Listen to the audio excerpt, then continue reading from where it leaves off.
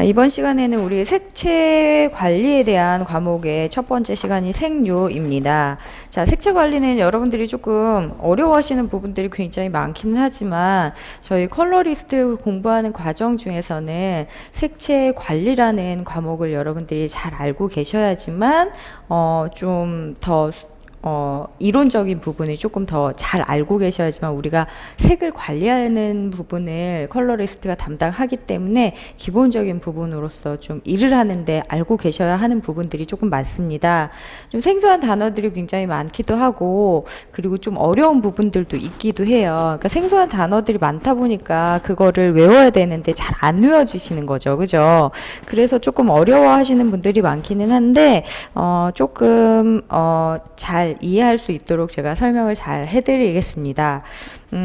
첫 번째 우리 색료에 대해서 알아볼 텐데 이 색료라고 하는 것은 그냥 쉽게 말하면 색을 포함하고 있는 색소라고 생각하시면 될 것 같아요. 근데 색료하고 색소하고 조금 다른 부분이 있기는 하지만 그냥 포괄적으로 그냥 같은 부분이라고 생각을 하시면 되겠죠. 색을 나타내는 색소, 색을 포함하고 있는 것, 이것을 색료라고 얘기를 합니다.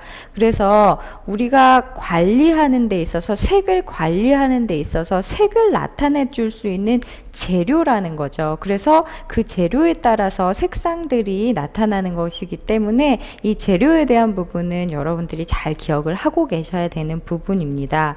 그래서 색을 나타내는 재료에 따라서는 뭐 안료와 염료와 이런 것들로 나타나는데 안료와 염료 같은 경우는 또 더 정확하게 나누자고 하면은 착색하는 방식에 따라 다르죠. 그래서 색의 재료에 따라서 착색 방식에 따라서 이게 가장 색료의 가장 기본적인 것이라고 생각을 하시면 됩니다. 그래서 색을 나타내는 무수한 재료들이 유기 재료냐 아니면 무기 재료냐 뭐 이런 것들에 따라서 뭐 착색 방식에 따라서 안료 염료만 여러분들이 이 부분에서 기억을 하고 계시면 되는 거죠. 자, 그래서 첫 번째 우리가 색에 대해서 나타나는 재료 말고 우리 여러분들 보시면 185페이지 안료와 염료서부터 조금 공부를 하고 앞쪽에 설명을 조금 드리도록 하겠습니다. 우리 착색 방식에 따라서 달라지는 게 안료하고 염료입니다. 자, 안료하고 염료인데 얘는 여러분들이 구분을 잘 하셔야 됩니다. 그래야지만 시험 문제에 자주 출제가 되는 부분 중에 하나예요. 자, 안료와 여러분들은 염료에 대한 구분을 하셔야 되는 거겠죠.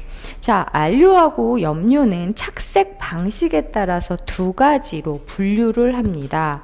자, 분류를 하는데 안료라고 하는 것은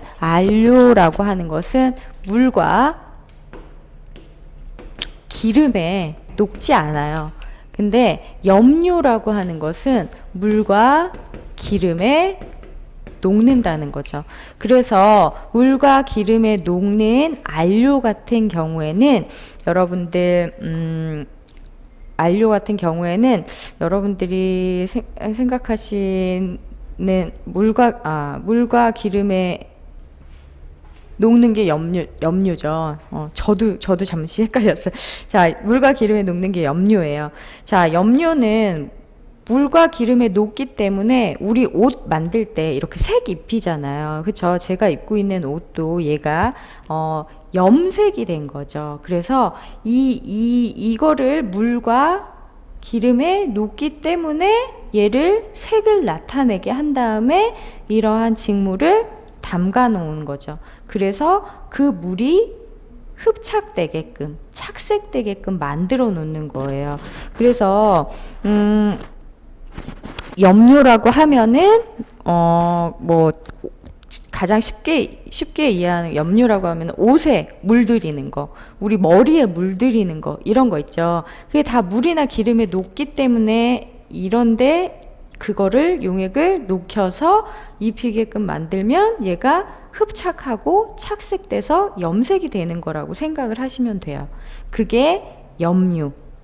안료라고 하는 것은 물과 기름에 녹지 않기 때문에 물과 기름에 녹는 거 말고 입히는 거라고 생각을 하시면 돼요. 녹여갖고 뭘 하는 게 아니라, 착색되는 게 아니라,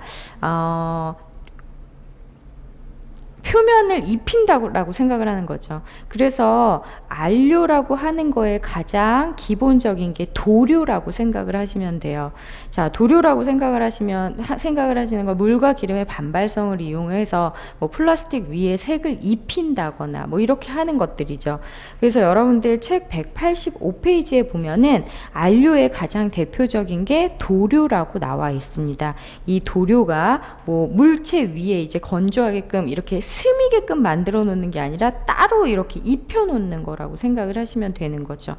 그래서 물체 표면을 보호하고 외관을 아름답게 색채로 입히기 위해서 사용하는 게 도료입니다. 그래서 도료 같은 경우에는 뭐 도료를 형성하는 게 전색제하고 부요소하고 도막조 요소 등이 있는데, 얘는 어떻게 해요? 잘 흡착할 수 있도록 만들어주는 이런 용액들을 사용해서 도료를 형성을 하는 거죠. 이게 옷감에 스미게끔 입히는 게 아니기 때문에 그 위에 이렇게 덮는 거잖아요. 하나를 덮는 거잖아요. 외관을 보호하기 위해서 제가 이거를 만약 예를 든다면 분필을 보호하기 위해서, 내 손을 보호하기 위해서 이 분필에 케이스를 사용을 합니다.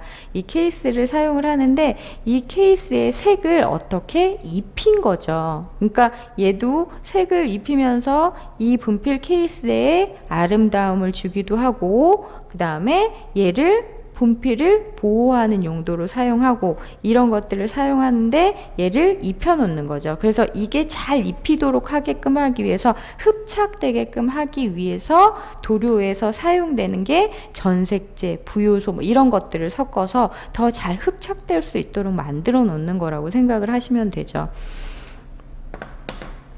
자, 이렇게 해서 염료 같은 경우에는 위에 덮는 거라고 생각을 하시면, 자, 안료라고 하는 것은 이렇게 옷에 스미게끔 만들어 놓는 거예요. 그래서 착색되게끔 만들어 놓는 거죠. 그래서 원래 흰색, 뭐 실을, 뭐 누에에서 실을 뽑아서 하면 흰색이라고 하잖아요. 그런 거를 가지고 색을 여러 색깔을 나타내게끔 한 거는 어떻게? 색을 나타내는 재료들로 인해서 착색하는 방식에 따라서 안료와 염료로 구분을 하는데, 그것이 착색하는 방식이 염료 같은 경우에는 물과 기름에 녹기 때문에 그거를 옷감에 직접 스미게끔, 머리카락에 스미게끔 만들어주는 게 염료라고 생각을 하시면 됩니다.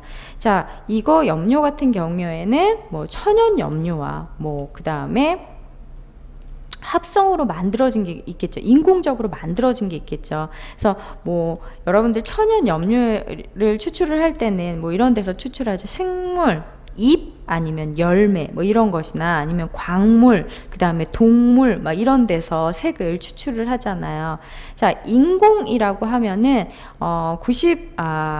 56년에 영국의 퍼킨스라는 사람이 모브라는 색을 처음으로 인공 염료라고 해서 개발을 한 거죠. 모브라는 색은 보라색이에요. 그래서 예전부터 우리 오래돼 갖고 내려온 색채들은 안료들이 더 많습니다. 그런데 재료들은 안료들을 더 많이 사용을 하긴 하는데, 염료를 처음으로 인공으로 합성으로 개발한 거는 56년에 영국의 퍼킨스라는 사람에 의해서 모브라는 색을 사용을 했고, 예전에 우리 뭐 이렇게 계급 사회가 있을 때 그 계급을 나타낼 때 저희 색에서 배웠죠. 계급을 나타낼 때 어떻게 색을 추출하기 어려운 색채들이 위에 있는 계급 중에서도 위에 있는 사람이 사용을 했잖아요. 그래서 보라색 같은 경우에도 지금 상징하거나 연상되거나 이런 것들이 고급스럽고 품위 있고 권위 있고 뭐 이런 것들인데, 그런 색채를 예전에도 윗분들이 사용을 했다라는 거죠. 그런데 그것들을 추출하기 어려운 색채들을 사용을 했는데 그 색을 처음으로 인공적으로 만들어 놓은 색이라고 생각을 하시면 돼요. 어렵게 추출하니까 인공적으로 만드는 색은 흔하게 볼 수 있는 색이 아니라는 거죠. 그래서 모브라는 색채를 인공으로 처음으로 56년에 영국의 퍼킨스라는 사람이 개발을 했다. 얘는 꼭 기억을 하고 계셔야 돼요. 그래서 시험 문제에 자주 출제되는 것들이죠. 자, 그래서 여러분들 천연 염료라고 하면은 염료, 물과 기름이 녹기 때문에 흡착을 시키는 거예요. 착색하는 거죠. 자, 그거에 대해서 착색하기 때문에 염료 같은 경우에 그 옷에다 착색하면 결례도가 굉장히 낮습니다. 천연 염료라고 하면 이 결례도라고 하는 것은 우리 왜 진한색, 그 중에서도 뭐 남색 면바지, 남색 모자, 면으로 된 모자 이런 거 쓰고 착용을 하거나 입거나 하면은 어떻게 돼요? 걔가 조금 오래 입다 보면은 색이 바래지잖아요. 그쵸? 햇빛에 노출됐을 때 그 색이 유독 조금 더 바래지는 것들이 있습니다. 그렇게 바래지지 않는 것들이 있죠. 바래지지 않는 것들은 합성으로 만들어 놓고 인공적으로 만들어 놓고 결례도가 굉장히 높은 거라고 생각을 하시면 돼요. 근데 염료 중에서도 천연은 결례도가 낮다라는 거죠. 그 다음에 인공적으로 만들어 놓은 거, 합성이라고 하는 것들은 결례도가 굉장히 높겠죠. 이 염료 중에서도. 자, 그 다음에 자, 천연 염료를 사용하면은 결례도 뿐만 아니라 어떻게 우리 천연 재료 요즘에 몸 생각하고 환경 생각하고 이런 것들 때문에 천연의 재료에서 얻을 수 있는 색소, 색료, 그 다음에 천연의 재료를 그대로 살려서 이런 것들에 대해서 나오죠. 그래서 천연 같은 경우는 결례도도 낮을 뿐만 아니라 색이 선명하지가 않다라는 거죠. 그렇다고 하면은 염료에 인공으로 만들어 놓은 거는 얘하고 반대겠죠. 색이 굉장히 선명한 상태로 되겠죠. 자, 그래서 굉장히 이제 천연 염료를 지금은 선호하고 있기는 하지만 그게 하는 방식들이 굉장히 어렵잖아요. 그쵸? 시간도 오래 걸리고 정성도 굉장히 많이 쏟아야 하고 근데 색채에 굉장히 은은한 맛은 있는데 그것들을 하기가 굉장히 어려워서 인공적으로 지금은 많이 바뀌고 있죠. 그래서 천연으로 하는 것들이 가격이 고가의 가격으로 되는 것들이죠.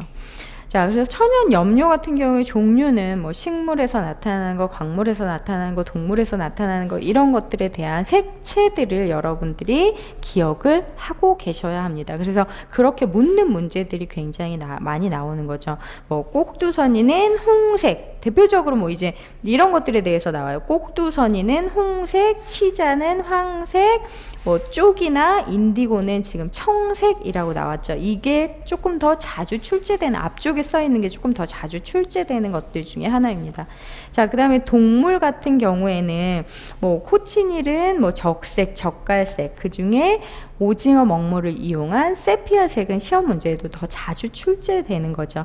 자, 오징어 먹이라는 것은 세피아라는 색을 가지고 있습니다. 이 세피아라는 색을 가지고 있는 재료인 거죠. 색을 가지고 있는데 이 색을 나타내는 색소는 세피아라는 색을 나타내는 이 색소는 무엇 때문에 나타나냐 하면은 헤모시아닌이라는 색을 가지고 이 헤모시아닌에 의해서 헤모시아닌은 담청색을 나타내는데 오징어 먹물은 담청색의 헤모시아닌의 색소를 가지고 세피아의 색을 나타내는 색료가 되는 거죠. 그래서 여러분들이 이렇게 자주 뭐 나오는 거 뭐 꼭두선이, 그 다음에 치자, 그 다음에 쪽, 그 다음에 뭐 오징어 먹물, 오징어, 그 다음에 오징어 먹, 그 다음에 또 뭐였죠? 그쵸, 인디고. 쪽이랑 인디고. 얘는 세피아, 얘는 청색, 얘는 황색, 얘는 홍색을 나타냅니다. 그래서 바르게 짝지어진 거 이런 문제들에 대해서 나오니까 여러분들이 기억을 하고 계셔야 합니다. 자, 그래서 여러분들 이제 염료의 합성 성분에 따른 분류라고 하면 인공이라고 생각하시고 합성이라고 생각을 하시면 돼요. 지금까지 뭐 천연 재료에서 얻을 수 있는 것들에 대한 염료에 대해서 얘기를 했잖아요. 그쵸? 근데 인공